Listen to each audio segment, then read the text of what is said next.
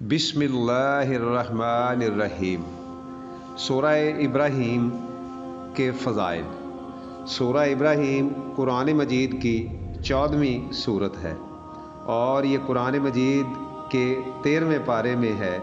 اس سورت کی آیت نمبر 35 میں موجود حضرت ابراہیم علیہ السلام کے نام کی مناسبت سے اس سورت کا نام سورہ ابراہیم ہے۔ اس میں 7 رکوع اور 52 آیات ہیں۔ یہ سورت مکہ مکرمہ میں نازل ہوئی۔ اہل مکہ ہر قسم کے شرک اور بت پرستی کے باوجود اپنی نسبت حضرت ابراہیم علیہ السلام کی طرف کرتے اور خود کو ابراہیمی کہتے تھے۔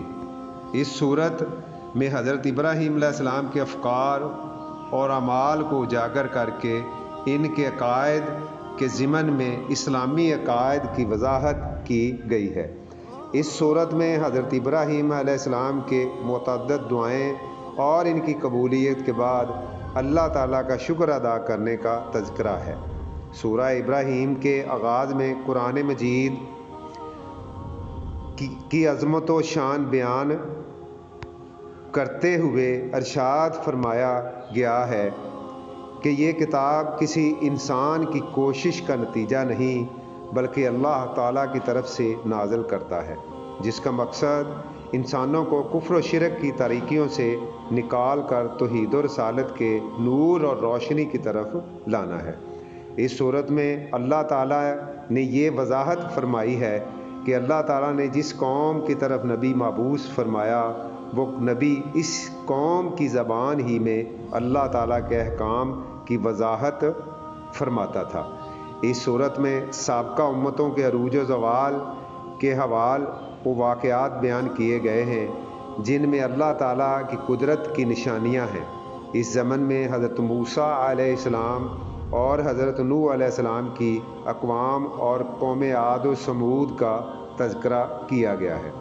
تمام انبیاء اکرام علیہ السلام نے توحید اور آخرت پر ایمان لانے، توبہ اور توکل کی دعوت دی، لیکن ان اقوام نے انہیں اپنے جیسا انسان ہونے کا طعنہ دے کر ان کی دعوت کو ٹھکرا دیا اور شہر سے نکال دینے کی دھمکیاں دی۔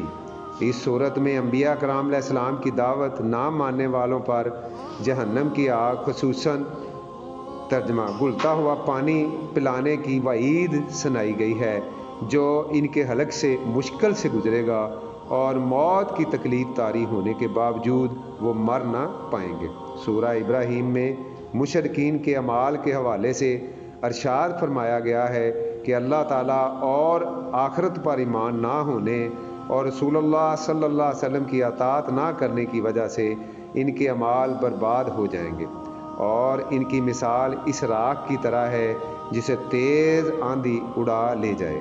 جب جہنم میں لوگوں کو پھینکا جائے گا تو دنیا میں جو کمزور لوگ تھے وہ اپنے طاقتور لوگوں سے کہیں گے کہ ہم دنیا میں تمہارے فرما بردار تھے، آج تم اس عذاب سے نجات دلانے کے لیے ہماری کچھ مدد کرو، مگر وہ جواب دیں گے کہ آج ہم سب اس عذاب میں شریک ہیں، کوئی کسی کی مدد نہیں کر سکتا۔ سورہ ابراہیم میں شیطان کی دشمنی کی حقیقت کو واضح کیا گیا ہے کہ قیامت کے دن شیطان اپنے ماننے والوں کو کہے گا کہ اللہ تعالیٰ نے جو وعدے تم سے کیے تھے وہ سب سچے اور میرے سب وعدے جھوٹے تھے۔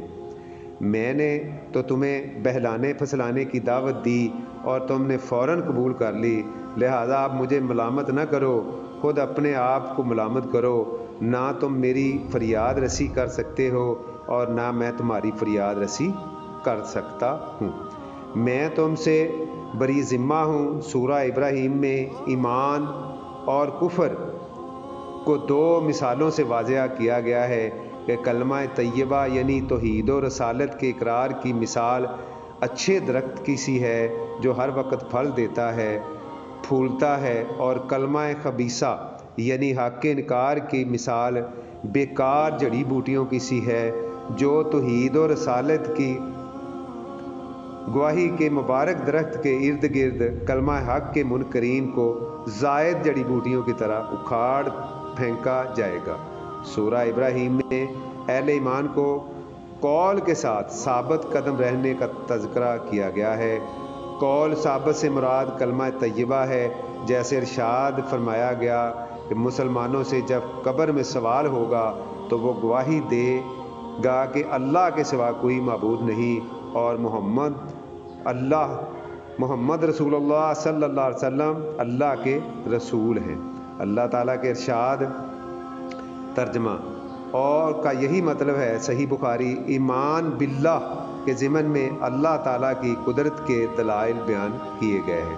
اللہ تعالیٰ وہ ہے جس نے زمین و آسمان پیدا کیا، آسمان سے پانی برسایا، طرح طرح کے پھل پیدا کیے، کشتیوں کو پانی پر چلنے کے لیے مسخر کیا، سورج اور چاند، دن اور رات کو مسخر کیا، ہماری دعاؤں کو سننے والا ہے، نعمتوں کی ناقدری کرنے والے انسانوں کو ظالم یعنی بے انصاف اور فریبی ناشکر کہا گیا ہے۔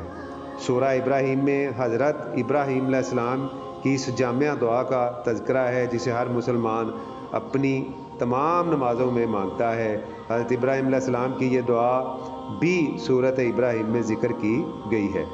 ترجمہ: اے میرے رب، اس شہر کو امن والا بنا دے اور مجھے اور میری اولاد کو دور رکھ اس بات سے کہ ہم بتوں کی پوجا کریں۔ سورہ ابراہیم آیت نمبر 35۔ سورہ ابراہیم کے آخر پر قیامت کے دن مجرمین کی حالت اور بیان کی گئی ہے۔ جب وہ قیامت کے دن کا ہولناک منظر دیکھیں گے تو ان کی آنکھیں پھٹی کی پھٹی رہ جائیں گی۔ وہ اپنے کرتوتوں پر پچھتا رہے ہوں گے اور اللہ تعالیٰ سے گزارش کر رہے ہوں گے کہ ہمیں ایک بار پھر دنیا میں بھیج دے، اب ہم اچھے اعمال کریں گے، مگر جواب میں انہیں دنیا کی زندگی یاد کروائی جائے گی کہ تم حق کو پہچاننے کے باوجود انکار اور تکبر کیا کرتے تھے۔ اللہ تعالیٰ ہمیں محفوظ رکھے، آمین۔ السلام علیکم۔